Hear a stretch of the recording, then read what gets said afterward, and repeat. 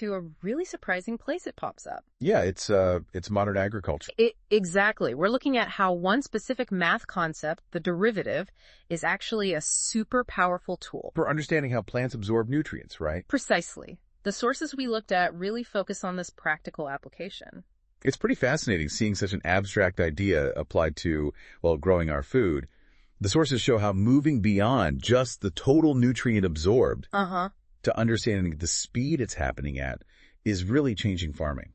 So our mission for this deep dive is basically unpacking how this rate analysis works, And why it's becoming so important for efficiency and sustainability, too. Right. Yep. Because farmers have this challenge, don't they? You add fertilizer, nitrogen, phosphorus, whatever. But plants don't just eat it all at once. They absorb it gradually over their whole life cycle. Yeah, knowing the total amount they've taken up by, say, week 4 is useful. Sure. But it doesn't tell you if they're actually feeding right now, does it? Or if uptake slowed down. And our sources model that total amount, the cumulative uptake up to time t as a function. Let's call it NT. And that's exactly where the derivative, the NDT, comes in. Yeah. It becomes, well, invaluable. Right. If NT is the total accumulated nutrient, Right. then its derivative, dNDT, gives you the instantaneous rate, the speed of absorption at any specific moment. Okay. So like NT is maybe the total distance you've driven on a road trip. Yeah, good analogy. Knowing you went 100 miles in 2 hours gives an average speed. Right. But dNDT is like your speedometer reading right now. Exactly. It's the plant's instantaneous speed of eating nutrients at that very second. Gotcha. And the sources emphasize this rate isn't steady, is it? No, not at all. It can change dramatically. Depends on the plant's growth stage, time of day, environmental stuff. So like right after you fertilize, dNDT might spike, showing fast uptake? Yeah, precisely.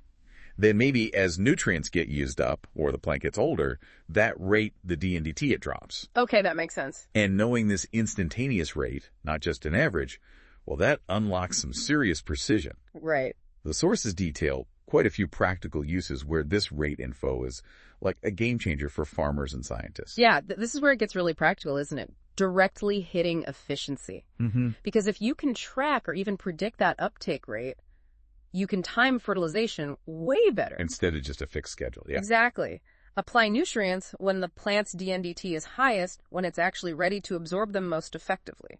There was one study mentioned, wasn't there? Yeah, in the sources, it showed timing nitrogen application based on this actual uptake speed. Yeah. It cut overall fertilizer use by over 10% in some trials. Wow, without losing yield. Without losing yield, that's, real cost savings and less waste. Definitely.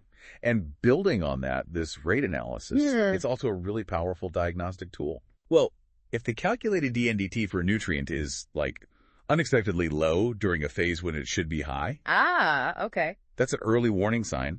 Maybe a deficiency is starting before you even see yellow leaves or anything. Like catching it super early. Exactly. Yeah. The sources mentioned an example with corn, I think. A dip in phosphorus dNDT early on, picked up by analyzing tissue samples over time. It let farmers step in days earlier than usual, preventing yield loss. Wow. Okay, that's a big deal. And researchers are using this too, right, for designing better fertilizers? Yep. Thinking about these uptake rates helps them create smarter stuff, like slow release or controlled release types. So they're trying to match the fertilizer release to the plant's dNDT curve. Pretty much.